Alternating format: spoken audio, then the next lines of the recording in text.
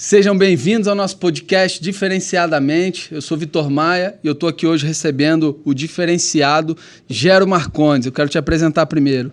Gero Marcondes é personal trainer, educador físico, na minha opinião, casca grossa, fisiculturista, campeão regional. Ele é do Alto do Tietê, de São Paulo, é o rei do Arujá, é um grande empresário, tem 6 pós-graduações pela Unifesp, a Escola Paulista de Medicina, é um fisiologista renomado e eu respeito muito, tanto pela parte técnica, como pela parte que ele carrega de mentalidade, como pela parte que ele carrega de relacionamento. Eu te considero um cara diferenciado, por isso hoje eu te convidei para estar aqui, Gero. É uma honra, só tenho a agradecer. A recíproca é a mesma e é um prazer. Espero que hoje a gente possa contribuir com a galera, quem está assistindo, que possa impactar vidas, né? Acho que o intuito, o propósito é esse. Sempre é nossa missão, né, Gero? Tudo que a gente faz, a gente quer impactar. Sempre falo isso, 3 partes. Que impacte o bem do próximo, o nosso e de Deus. Amém. Se a gente fizer isso em tudo, é uma boa régua, né?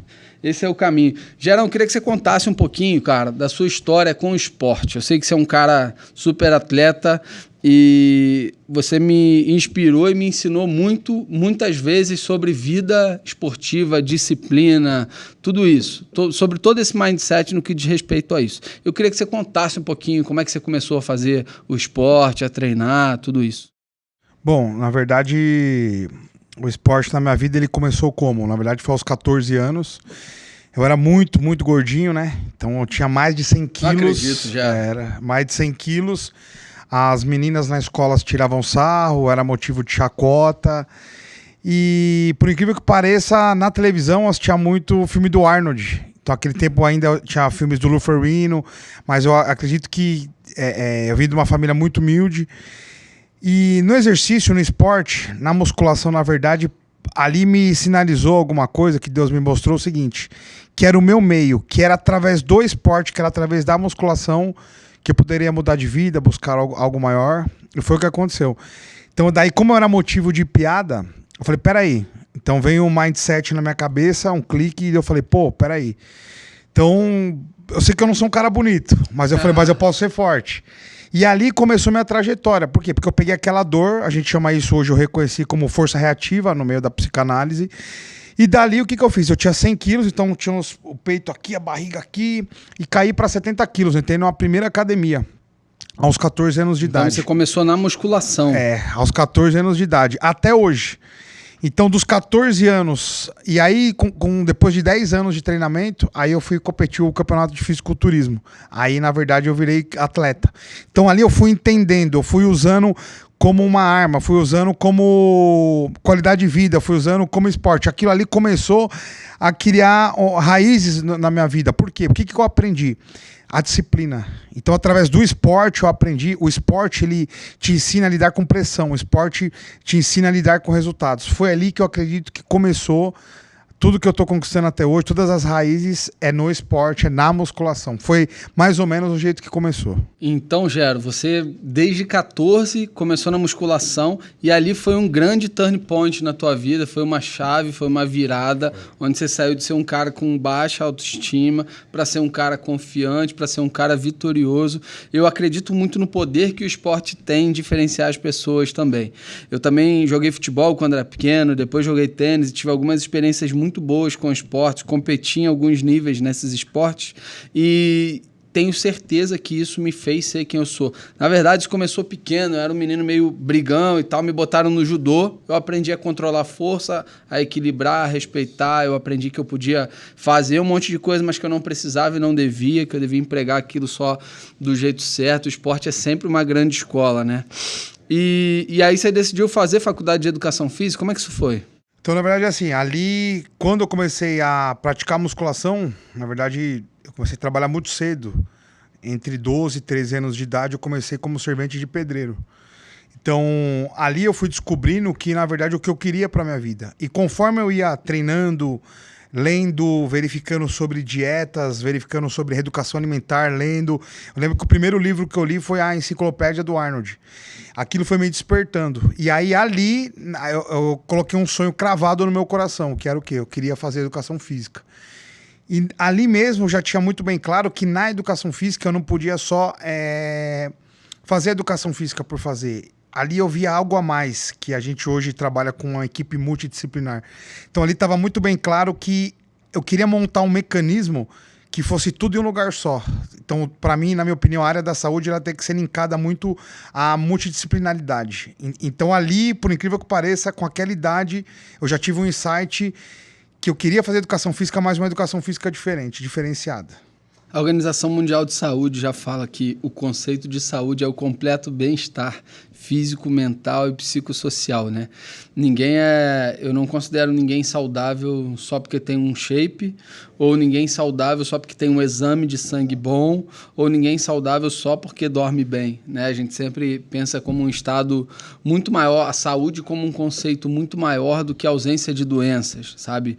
Alguns livros falam muito isso na epidemiologia. Gero, o esporte veio então como algo muito forte na tua vida, te tirou ali de uma baixa autoestima, te levou para uma posição de uma mentalidade de campeão, de uma mentalidade de competidor, e você foi fazer faculdade, Conta para mim as suas pós-graduações, o que você fez, cara? Então, na verdade, assim, eu com muito suor, né, e com muita fé em Deus, eu consegui ingressar na Faculdade de Educação Física, né, com a ajuda dos meus pais também, um pouquinho ali no limite deles, né. E o resto eu tinha que trabalhar, eu tinha que fazer aos finais de semana bico de segurança de escola particular, enfim, alguns trabalhos que eu fazia. E ali eu fiz a graduação, só que a educação física ela tem, na verdade, assim, você faz os 3 anos de licenciatura e o 4º ano bacharel. No 3º ano, o que eu fiz? Eu ainda estava na faculdade, né? Só que por lei eu poderia fazer especializações. Ainda na faculdade, eu ingressei na turma de fisiologia da Unifesp, da Escola Paulista de Medicina.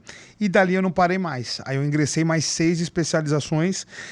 E foi ali que eu me apaixonei, que eu vi, até por propósito, por conquista, mas também que eu vi que o estudo era a única maneira de eu me dar bem na vida, de eu conseguir algo melhor para mim, para minha família, algo financeiro também, que eu sabia que era consequência. Então era eu me empenhar, eu sabia que a consequência era essa. Mas ali eu entendi, por exemplo, o mecanismo da fisiologia humana, o mecanismo de como funciona o corpo, de como funciona a parte teórica, a parte acadêmica. E aí aquilo que eu indico às pessoas, né? Teoria e prática é o casamento perfeito. Então não adianta um doutor com os dedos cheios de calo nos dedos de estudar, mas não tem um calo no dedo de erguer um peso ou um calo no pé de correr. Também não adianta só a prática, assim como a teoria. E graças a Deus eu consegui unir a teoria com a prática. Então eu vivi do esporte, por exemplo, eu tive um período de fisiculturismo durante 13, 14 anos e mais a vida acadêmica na Unifesp, por exemplo, assim, são anos e anos estudando. E aí, por que foi um casamento perfeito? Porque foi teoria e prática. Então foi assim que começou. Veja lá no Instagram do diferenciada.mente. Vou deixar algumas fotos dele como fisiculturista. É o famoso Hulk. Gero, cara, você começou como personal, trabalhando em algumas academias com os seus alunos, dando treino em casa para esses seus alunos. Como é que isso foi? Na verdade, assim, eu comecei na academia como instrutor, né? Como hoje no Brasil se fala, né? É uma coisa bem típica quando você se forma.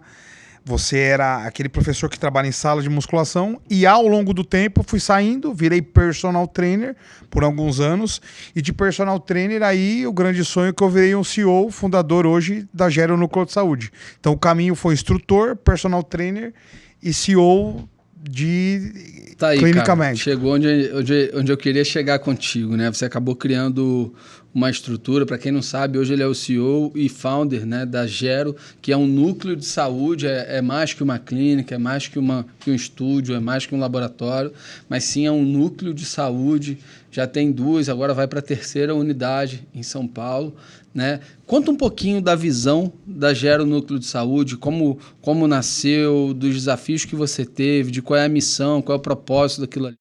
Bom, a Gero Núcleo de Saúde tem 12 anos e ela tem um propósito muito bem definido, que é ajudar pessoas a terem saúde para conquistar o sucesso. Ou seja, para conquistar o sucesso, a sua saúde tem que estar em dia. Então, hoje em dia, a grande mentalidade, o grande objetivo eu como CEO e a Gera Núcleo de Saúde é passar principalmente para o nosso público, na maior parte deles o empresário, a importância de os seus exames laboratoriais, o seu check-up, na verdade o seu coração, enfim, tudo que envolve o corpo humano estar em dia. Por quê? Para ele performar melhor no trabalho dele, na casa dele, na família dele, na vida sexual dele, em tudo que ele colocar na mão, essa pessoa tem que prosperar. Então, através da saúde, ele conquista o sucesso. Está muito bem claro e definido o nosso propósito de ajudar essas pessoas e principalmente os empresários na sua grande maioria. Como é que você faz isso, cara? Como é que você faz o teu atendimento lá? Eu achei muito interessante uma vez que eu vi a maneira como você faz a tua sessão, o teu atendimento multidisciplinar. Conta um pouquinho assim para o pessoal entender, porque eu acho que é algo que chama a atenção e os protocolos que você desenvolve ali de rotina. Então, na verdade, a gente procura unir o útil ao agradável, porque você pega um empresário o que vale muito para ele é o tempo. Assim como todos nós temos que levar isso em conta. Então, ele vai até a nossa clínica e a gente consegue, no mesmo lugar, fazer um atendimento para ele bem específico, bem personalizado. Você, por exemplo, é o médico do nosso time lá, uma peça fundamental na parte do atendimento vascular, do check-up vascular, da cirurgia vascular. Então a gente procura, no mesmo lugar, tá com a mesma equipe, falando a mesma língua. Então você reúne os médicos, reúne os fisioterapeutas, personal, nutricionista, todo o corpo do time da Gera Núcleo de Saúde para falar a mesma língua. E através dos resultados dessa triagem, a gente manipula o protocolo desse cliente. Então, por exemplo, a gente chegou um paciente lá obeso. Então, paciente obeso, a gente sabe que a obesidade, segundo a OMS, mata mais de 5 milhões de pessoas ao ano. Então, a consequência da obesidade é doença crônica. E através dessa triagem, nós desenhamos o projeto de vida, de mudança de estilo de vida para ele, que vai desde a parte mental, de um psicólogo no próprio check-up dele, no próprio dia a dia, até a atividade física. A atividade física a gente sabe que é a forma não farmacológica de obter saúde, de ganhar saúde. E a gente desenha um protocolo para ele, com toda a equipe, com todo o time, onde ele possa, ao longo do tempo, ir medindo e a gente comparando resultados, coletando dados. E nós temos apoio médico, principalmente o seu, quero agradecer em particular, que você faz parte desse sonho e dessa engrenagem. Gera uma honra fazer parte daquele time. Eu acho que você é o maestro ali daquela orquestra e consegue orquestrar isso muito bem para cada caso. É muito bom quando um médico recebe um paciente com uma indicação adequada, tá? E quando alguém vem e fala assim, olha, esse é um paciente que está com sobrepeso, ou que está obeso, ou que está com dislipidemia, e a gente quer buscar para esse paciente tratar da dislipidemia, prevenção de doença cardiovascular, diminuição, né, do peso, melhora da qualidade de vida, melhora do sono, enfim. Tudo isso você me leva, às vezes, queixa específica, né? Cara, qual é o educador físico, né? Ou poucos educadores físicos olham para a perna do paciente, notam varizes e falam, cara, vai tratar disso, isso não é só uma questão estética. Poucos fazem isso. Então a gente tem a oportunidade de fazer o check-up vascular. É que algumas vezes as pessoas pensam no check-up vascular só como exame. Não é isso, o conceito não é esse. O conceito é uma consulta ampla, onde a gente entende toda a demanda do paciente, todo o histórico familiar, todos os hábitos daquele paciente, se fuma, se é sedentário, como é a alimentação daquele paciente, qual é o processo, qual é o protocolo em que aquele paciente está envolvido, se ele quer emagrecer, se ele quer ganhar massa, se ele quer ganhar, enfim, resistência física para corridas de longa distância, enfim, qual é o objetivo daquele paciente e a gente contribui para ele. E eu penso nisso como um todo, cara. A gente contribui tanto na prevenção de doenças, no check-up vascular a gente pesquisa aneurisma, a gente pesquisa doença carotídea, que é o entupimento da artéria, que, né, quando entupida pode dar o AVC, e quando a parede está muito espessada, quer dizer que esse paciente tem um risco maior de infarto e AVC. Cara, estamos falando de quantas mortes no mundo, maior causa de morte no mundo, doença cardiovascular. A gente vê a doença arterial, a diabetes, todas as alterações vasculares de pernas, até as varizes, que não é besteira, é algo muito sério. Quase 50% da população tem varizes, que é a insuficiência venosa, é o nome dessa doença. E, cara, a parte estética, na minha opinião, é relevante. uma mulher tem que se sentir bem com sua perna. Então a gente vai desde a saúde, de você não sentir perna cansada, dor, conseguir fazer tua atividade física, tuas atividades do dia a dia bem com a sua perna, sem acabar com aquela perna cansada e sem disposição, até a mulher ter a autoestima restabelecida e o orgulho de poder usar a roupa e a praia do jeito que ela bem entender, porque tá com uma perna que não faz ela se sentir vergonha, mas pelo contrário, que faz sentir orgulho. E o mais interessante é que lá, Gero, a gente vê muitos pacientes já até um pouco mais velhos, às vezes, sabe? Gente que já está cuidando da saúde, que já fez ali o sucesso financeiro. Eu vejo isso muito no teu público ali. É um cara que já prosperou, já chegou lá, o cara mora bem, o cara tem uma condição legal. E às vezes ele abriu mão um pouquinho da saúde dele para isso, sabe? E aí você chega naquele momento aqui e fala, ó, não tem sucesso sem saúde, vamos cuidar da tua saúde. E esse conceito, cara, que você bate, eu acho muito legal. E o principal, cara, que eu acho que você consegue falar com um público que pouca gente fala, que é o empresário, sobre saúde. E é um público a quem interessa muito ter saúde, né? Cara, você precisa de saúde para sair e cumprir tua missão, para ir viver o teu propósito, para empreender, para dar aula, para transformar a vida, para fazer o que for, sabe? E você consegue entregar isso para aquelas pessoas que estão ali vivendo aquele movimento. Eu acho que você criou mais do que um núcleo de saúde, um movimento de saúde que começou em Arujá, hoje está lá na Bela Vista, em São Paulo, e está começando a existir em Mogi, né? Cara, você contou um pouquinho que você saiu de ser um personal, você tinha uma agenda cheia, não tinha, Gero? Sim. Como é que era teu horário? Quando você atendia? Então, na verdade, assim, eu acordava às 3h30, 4 horas da manhã. Aí fazia a primeira refeição, o cardio, né, o aeróbio, que era o único horário que eu tinha, e começava a dar aula às 5 horas da manhã e parava às 11 horas da noite. Por quê? Porque era a única maneira de eu conseguir dinheiro. Então eu contabilizava vezes a hora-aula de personal. Sim. Então dava aula das 5 da manhã, meio-dia, parava meio-dia para treinar da meio-dia às 13 horas e pegava das 13 horas até as 23 horas. E me diz como chegou essa dor de você querer transicionar de alguém que era um personal para alguém que passou a ser um empresário. É outra posição, é outra cadeira, é outro lifestyle que você está vivendo. Então você precisou se diferenciar. Porque, primeiro, tinham vários instrutores na academia e você era mais um instrutor. Depois você se tornou um personal, mas também tinham vários personagens na academia.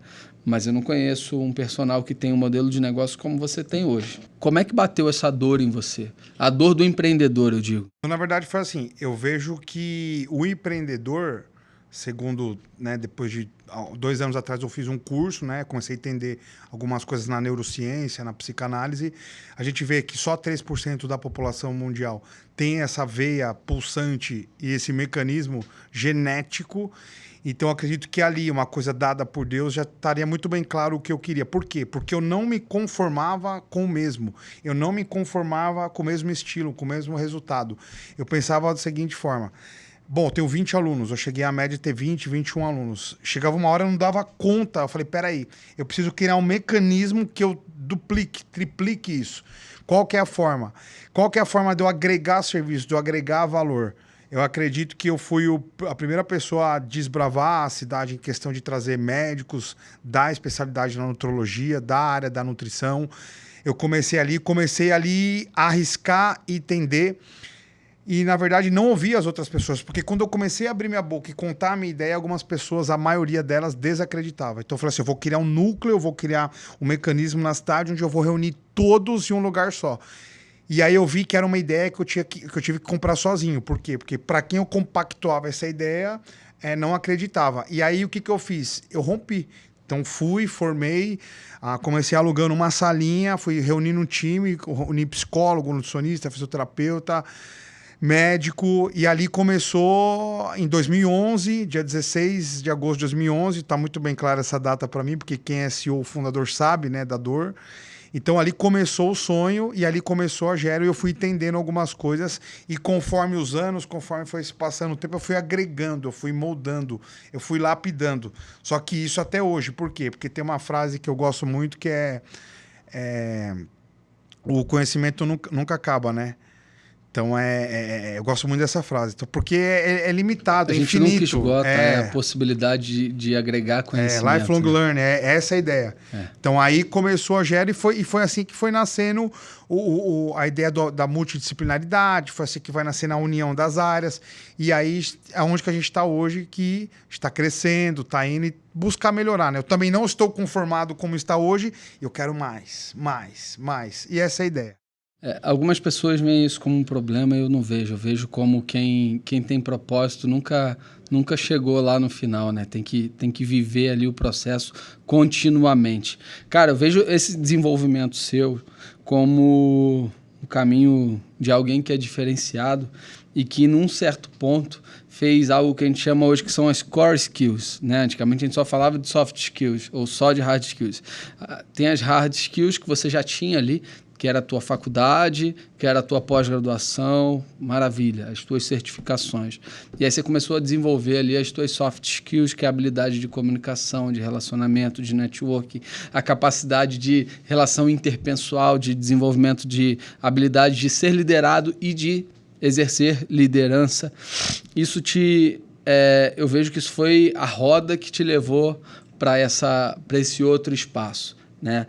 E aí você hoje depois disso você entra num caminho de trocar a cabeça de alguém que era personal para alguém que de repente era empresário, de alguém que era personal e só mandava na sua própria agenda e alinhava o horário dos seus pacientes e treino, legal, para alguém que tinha que liderar um time de muitos personagens. Hoje quantos personagens você tem hoje? Na verdade, a gente vai na linha da ideia de qualitativa, né? Que não a quantitativa. Do que sentido?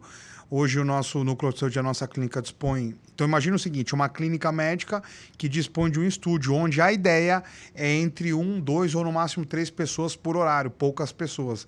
Não é a ideia de uma academia, é uma ideia de uma experiência. Então, além de cuidar dessa agenda e dessa galera dos personagens, ainda tem o time dos médicos, o time dos fisioterapeutas, o time das enfermeiras, o time do laboratório. Então, você tem várias pessoas envolvidas, várias áreas envolvidas. Então, eu acho que o grande romper aí foi a mentalidade de sair realmente de professor de educação física, de personal para empreendedor. Então, isso para mim foi uma dificuldade. Até pouco tempo atrás, eu precisei sim... Lógico que a gente sabe que... Eu brinco assim, né? A minha administração era uma administração intuitiva.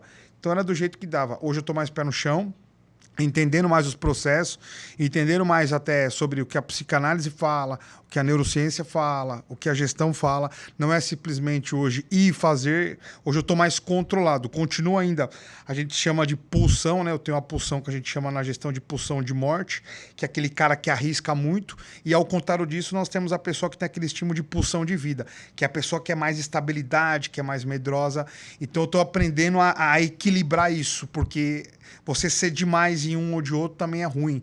E eu era demais em pulsão de morte, né? E empreender sem limite. Mas a gente sabe que o risco também é maior. Então hoje meu desafio hoje é saber equilibrar. Essa sensação de você estar inconformado é o que te leva a querer sair, sabe? É assim, ó. Eu tô numa lata apertada, cara, tá me incomodando. Você precisa se colocar nessas situações. As pessoas precisam se colocar nas situações onde elas estão apertadas e incomodadas para elas precisarem se movimentar para o próximo destino. Isso tem muito a ver, na minha opinião, eu escuto um cara que fala que você tá a uma conexão do seu próximo destino. E, cara, eu percebo que naquele ambiente seu de trabalho, você é um cara que tem e que faz um ponto, uma coisa diferenciada, que é praticar networking, tá? Na minha opinião, networking é muito mais sobre o que você agrega do que sobre o que você busca ali. Então, se você quer fazer network, busque agregar alguma coisa naquela mesa onde você está sentado.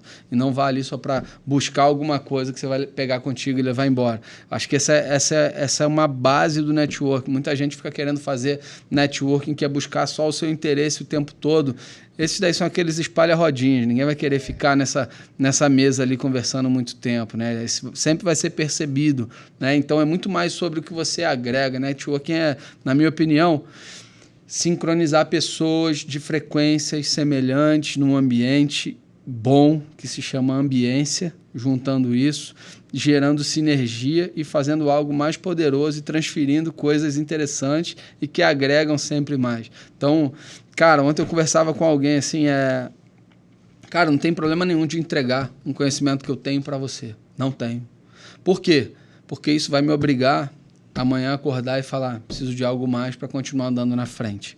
Então, preciso de algo mais para continuar me desenvolvendo e indo para frente. Eu acho que o cara que tem essa mentalidade, né, eu digo assim, é trocar a mentalidade de um poço, que é quem reserva água velha parada, para a mentalidade de fonte, que carrega água viva e movimentada. Eu acho que essa é a visão que eu tenho, que a gente precisa viver, né? Mas outra coisa que eu acho muito interessante, é você ter a habilidade de lidar, e é isso que eu queria tocar nesse ponto.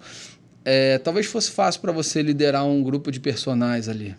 Você é líder nato, beleza. Se a gente for fazer um perfil disso, sempre que eu estou em alguma coisa, um curso, tem que fazer o perfil disso, bota aí, dominante influente, não adianta fazer, porque já sei o que é e tenho certeza que você é a mesma pegada. Mas com os personagens seria fácil, né? Mas não é alguma coisa tão intuitiva e natural, por exemplo, um personal, alguém que vem de uma formação de educador físico, apesar de toda a tua grande formação, liderar um grupo de médicos, de nutricionistas, de fisioterapeuta, de recepcionistas e tudo isso, né? Então, eu sei que você usa pessoas complementares, mas acaba se desenvolvendo um pouquinho em cada área para aquilo ali, né? Na verdade, quando você vai ser um líder, você acaba sendo um grande treinador e um grande mestre de cerimônias ali, né? De ser um volante ali do futebol, né? De distribuir a bola para cá, para cá, para cá, mas em algum momento você pode ir lá também e fazer o gol. Eu acho até que não importa fazer o gol, importa que o teu time vença. Eu acho que essa é a visão que a gente tem, né? Eu vejo muita gente morrendo e se fazendo mal por ego, né, cara? A gente veio falando hoje um pouquinho disso, né? Como o ego prejudica essas pessoas, né, cara? Na verdade, assim, até pouco tempo atrás, eu achava interessante, eu achava que tudo teria que passar por mim, tudo teria que ser eu ganhar a glória. E, na verdade, não é. Eu fui aprendendo ao decorrer do tempo que um bom processo de gestão, um extraordinário, um excelente processo de gestão, qual que é a ideia? É que as nossas empresas funcionem sozinhas, onde você exerce o papel de maestro ali como um técnico de futebol, mas que todas as posições, todos os profissionais sejam melhores que você. Então você tem que ter um time bem treinado e a ideia é quebrar esse ego, senão você não tem um crescimento e sair daquele perfil, e eu tenho esse perfil, e é uma luta que é o perfil de centralizador, então se deixar eu quero fazer tudo. E ali na psicanálise, na neurociência, eu fui buscar ajuda e eu comecei a enxergar ali que eu tenho que sim, confiar nas outras pessoas, baixar o meu ego e fazer a empresa andar sozinha. Muito difícil, porque se você pensa em filial, em modelos de negócio, talvez indústrias, depende do tamanho, a sua magnitude ou seu nicho, não precisam de filiais. Mas para o nosso modelo de negócio como clínicas, que é crescimento, que é filiais, é muito preocupante você querer guardar o ego para si. Por quê? Porque senão você não cresce.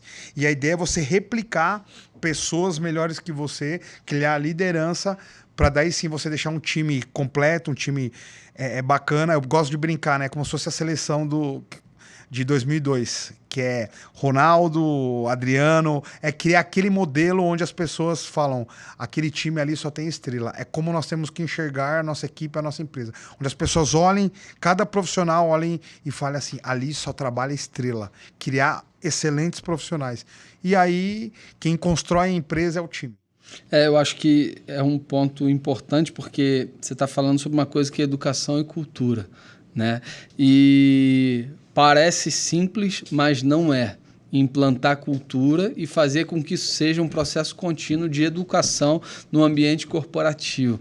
Eu sempre falo assim, numa das clínicas da gente, eu tenho uma pessoa, cara, que se você chegar lá e falar assim, aquela parede lá vai mudar a cor. Qual cor que é para pintar? Me perguntar num prédio, perguntar para ela em outro prédio, acho que ela vai dar certo, vai bater a resposta.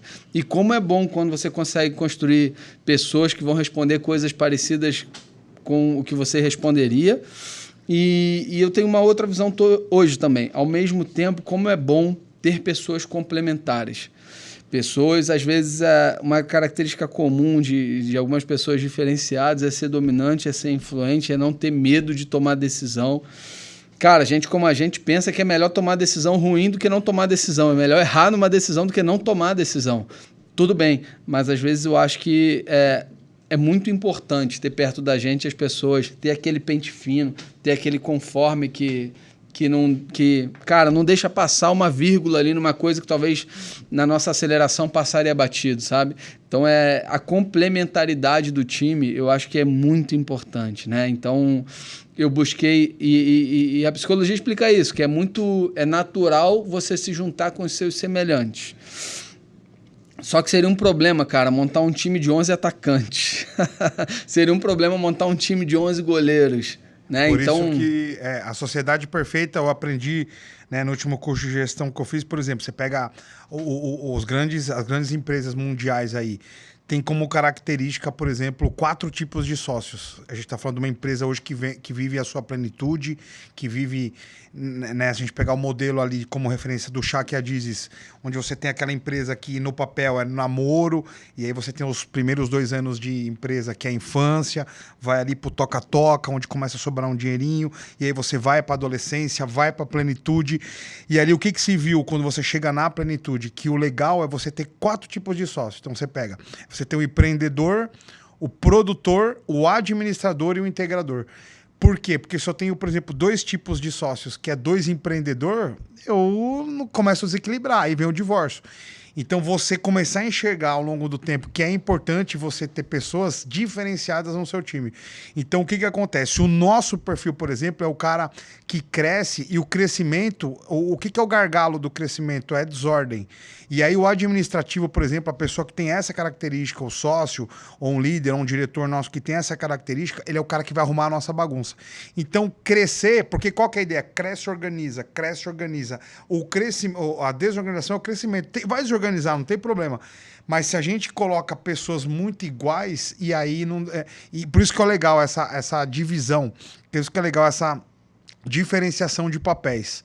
Então, isso ao longo do tempo foi se aprendendo, foi se vendo, mas você vê que isso é maturidade, o tempo vai nos mostrando. Pegando nosso ego e descendo, entendendo que nós não resolvemos e não podemos agir sozinhos, que precisamos de pessoas. Então, eu acredito que a ideia é mais ou menos por esse caminho. Muito bom, Gero. Cara, você tem um público ali muito forte de empresários. Qual é a tua percepção dessa galera? O que você percebe de ponto comum? Eu quero tirar de você aquilo que você tira todas as manhãs ali, junta, sabe? Tem um livro do John Maxwell, que é o livro de ouro da liderança. O cara reuniu ali tudo de melhor e compilou naquele livro aqui. E eu acho que você tem alguma coisa que você vai juntando ali. Eu queria que você começasse a soltar, cara. Então, na verdade, ali eu vejo que o maior intuito, objetivo que eu chamo o time e com a nossa missão de propósito é tirar o estresse desses caras. Então ali nós trabalhamos com vidas, nós trabalhamos com propósito. Todas as pessoas que vão ali, porque assim, eu gosto de falar, né? Porque como é clínica remete ao hospital, são pessoas doentes querendo ou não. No sentido que são pessoas que vêm com problemas. Pessoas que têm, por exemplo, ali 50, 100, 200, 300 mil colaboradores. São pessoas que cuidam de 1000 vidas indiretamente e diretamente. Pessoas que têm uma empresa, que tem um império, só que na verdade a gente sabe a dor desse cara. Por quê? Porque você ser dono... Quem é dono entende dono.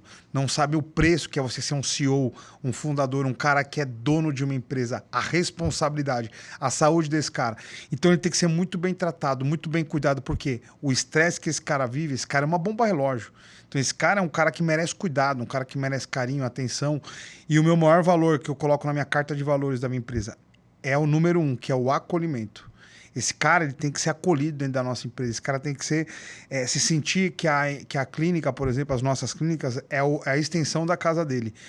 Com que ele faça a sua programação, com que ele faça a sua rotina e vá embora para performar, para sair de lá leve, aliviado, curado, e aí sim ele possa performar na vida profissional dele. E qual o valor para essa galera da saúde? O que você tem percebido para essa turma aí que que, cara, gastou a vida ali atrás de business, né? Em business, dedicando-se a business. O quanto esses caras estão...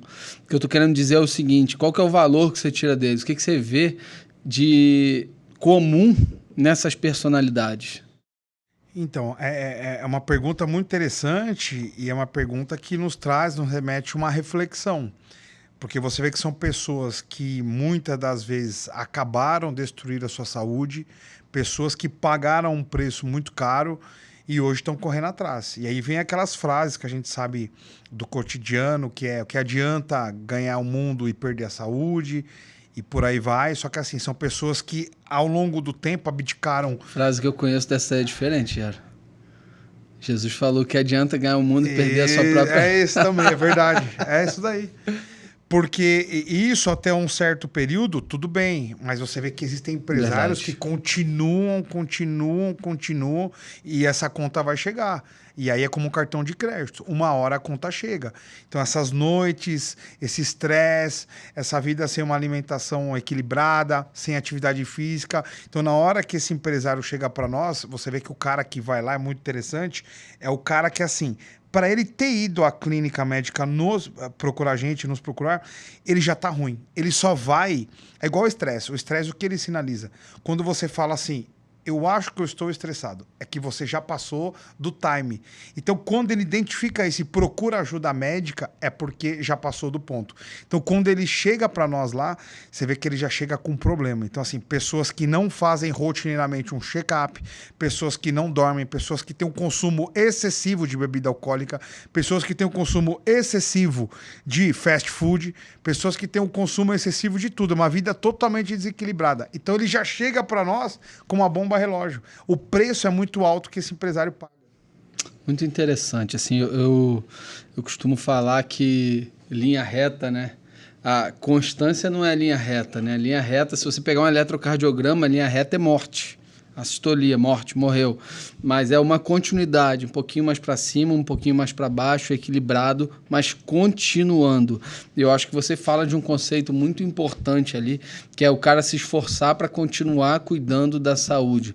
Ele talvez no primeiro mês vai ser na raça, no segundo vai ser na dor, no terceiro virou hábito, aquilo ali passou a se tornar imprescindível, ele começa a performar melhor, ele começa a cuidar da saúde melhor. É uma coisa que a gente percebe nos pacientes que cuidam da saúde como uma prioridade, até os resultados deles melhoram, né? E eu gosto muito mais de balance do que equilíbrio, sabe? No inglês, balance é o balanço. Cara, ninguém vive perfeito em tudo o tempo todo, mas você vai balanceando dentro do saudável e chegando num caminho que eu acho que a grande palavra é estilo de vida. Né? Eu conversava uma vez com o Márcio Atala e ele falava, cara, alguém que muda o estilo de vida pode ganhar 10 anos a mais. Ou seja, para de descer e subir de elevador, para de pegar o carro para ir na esquina, começa a treinar todo dia cedo, a dormir melhor, comer melhor, para de beber, fumar. São aqueles pilares do estilo de vida. Né? Alimentação, sono, relacionamento, enfim, os pilares do estilo de vida fazem com que a gente tenha hábitos melhores e viva um estilo de vida melhor. Isso vai repercutir lá na frente numa qualidade de vida, numa longevidade saudável. Eu acho que esse é um conceito muito interessante.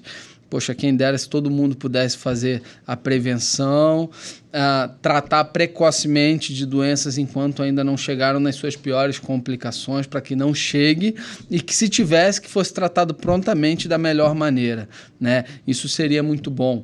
E o que a gente percebe hoje é que a gente acaba lidando com um público, Gero, que começa tratando ali como prevenção, como check-up, tudo certo.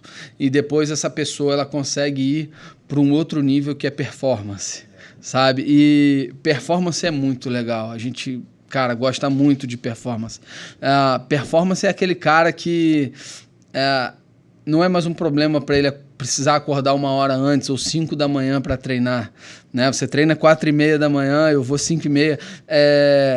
Não é um problema. O problema é não fazer isso. Fazer isso é tão bom que passou a ser imprescindível. Passou a ser melhor o teu dia quando você começou a treinar cedo, a se alimentar melhor, a dormir melhor e etc. Eu acho que esse é o ponto da virada de chave, né? Aquilo começa na dor, começa na obrigação.